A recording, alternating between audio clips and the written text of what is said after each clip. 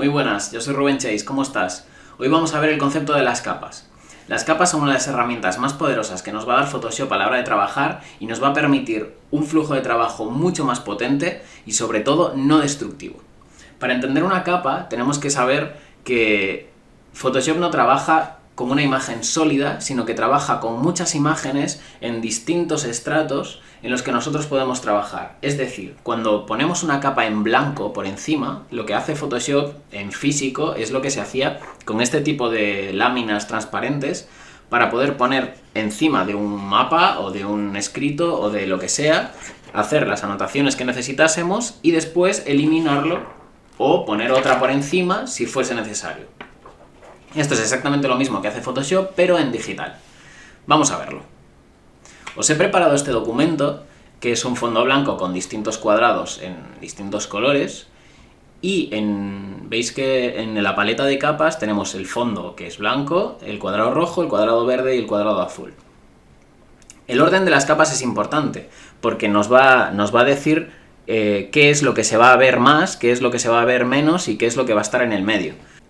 Por ejemplo, veis que el cuadrado azul está por encima del todo en las capas y que está encima de todo de esta estructura. Pero si lo muevo haciendo clic y arrastrando debajo del cuadrado verde, el cuadrado verde pasa a estar por encima del azul. Lo mismo podemos hacer con el rojo y ponerlo. Lo que pasa es que aquí no está haciendo nada porque el verde sigue por encima, pero si lo ponemos encima del verde, pasa a estar el rojo encima del verde y encima del azul. Vale, esto ahora mismo no nos importa, no es muy excitante verlo, ¿no? Pero tiene su importancia. Vamos a ver en un momento cómo utilizar estas capas para un flujo de trabajo no destructivo, pero es importante que antes os enseñe cómo funciona el menú de capas. Veis que aquí abajo hay una serie de iconos. Ahora mismo solo nos vamos a preocupar de los últimos tres, ¿vale? El último de todo es una papelera, su uso es evidente. Si lo clicamos podemos eliminar la capa que está seleccionada, en este caso el cuadrado azul. Este segundo es el icono de nueva capa.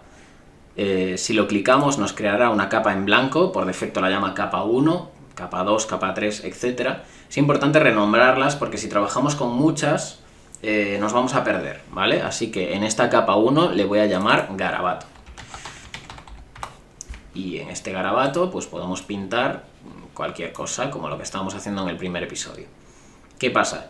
Yo en el primer episodio en el que se nos enseñaba los pinceles, estaba pintando directamente en el lienzo.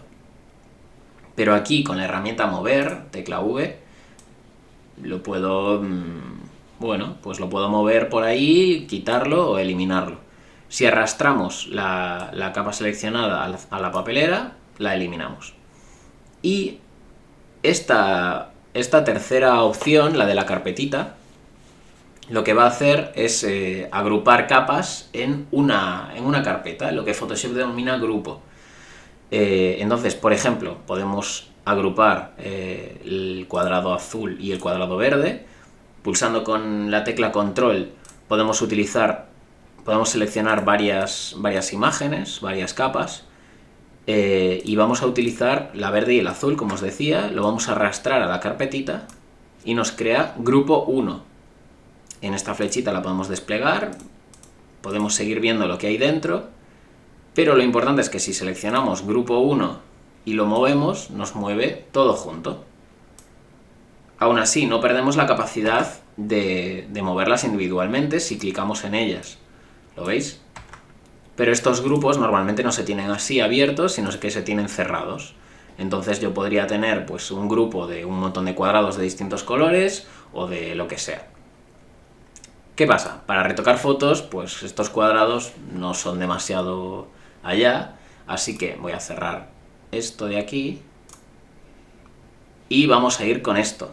Esto es una imagen muy antigua que está craquelada y que tendríamos que restaurar, y podríamos hacerlo con el tampón de clonar, el pincel corrector y estas herramientas que ya hemos visto, pero vamos a hacerlo de una manera un poco distinta. Vamos a aplicar una nueva capa, la vamos a llamar clonazo, por ejemplo. Vamos a seleccionar el tampón de clonar y vamos a estar seguros de que aquí arriba en el menú contextual, en vez de capa actual, lo tenemos en actual e inferior. Es decir, que nosotros ahora podemos ir aquí arriba, por ejemplo, vamos a eliminar esta grieta de aquí y vamos a hacer el pincel un poquito más grande, seleccionar por aquí y vamos a clonar por aquí. Vale. Bueno, nos vamos cargando la grieta, pero imaginaos que me paso o lo que sea. Ahora mismo podemos mover lo que acabamos de hacer y está en una capa separada. Quizá en este contexto no es demasiado útil porque evidentemente todo esto lo vamos a tener que eliminar, pero imaginaos una situación en la que nosotros estamos retocando la cara de un modelo, de una persona.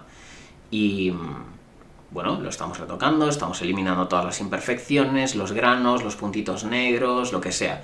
Y por un descuido eliminamos un lunar, que es un lunar que define a esa persona, es una parte de su cara y que, bueno, pues que esa persona no quiere que se elimine esto. Si lo hacemos directamente sobre la imagen, no tenemos manera de volver atrás. Mientras que si lo hacemos en una capa aparte, pues es simplemente eliminar esa zona en la que hemos clonado el lunar, dejar ver lo que aparecía en la capa inferior y podremos seguir trabajando. Vamos a hacer un ejemplo práctico. Por ejemplo, vamos a ver, ¿dónde lo podemos hacer? Aquí arriba en esta cortina, por ejemplo. Vale, imaginemos que tenemos toda una zona grande que queremos cambiar. Vamos a hacer una capa nueva y le vamos a llamar experimento. Vale, vamos a seleccionar el tampón de clonar con la S y vamos a hacer, pues por ejemplo, imaginaos que quiero hacer que esta línea entera llegue hasta arriba del todo del lienzo. Vale, la voy a seleccionar desde aquí y voy a empezar a copiar desde aquí para tener la línea donde yo la quiero. Después con la herramienta mover, está aquí arriba o tecla V, vamos a movernos por aquí, la colocamos ahí y ya la tendríamos donde la queremos. ¿Qué pasa? Que estamos teniendo también un trozo de la cabeza de este chico. Así que esa zona, como no nos interesa nada, podemos o clonar otra vez por encima o eliminar lo que acabamos de hacer. Y esto lo podemos hacer con la herramienta goma de borrar. Es esta de aquí o tecla E. Vale, con esta herramienta podemos borrar lo que esté en la capa seleccionada, por eso es importante. Borramos la cabeza del chico, borramos esta zona de aquí y ya tenemos la línea donde nosotros queremos. Bueno, y con esto y un bizcocho podemos empezar a darle vida a nuestras fotografías, a eliminar ciertas zonas sin necesidad de ser tan precisos, porque podemos mover una zona enorme de una imagen a otra y después borrar lo que no necesitemos. Y con esto nos despedimos aquí y pasamos al siguiente vídeo. ¡Nos vemos!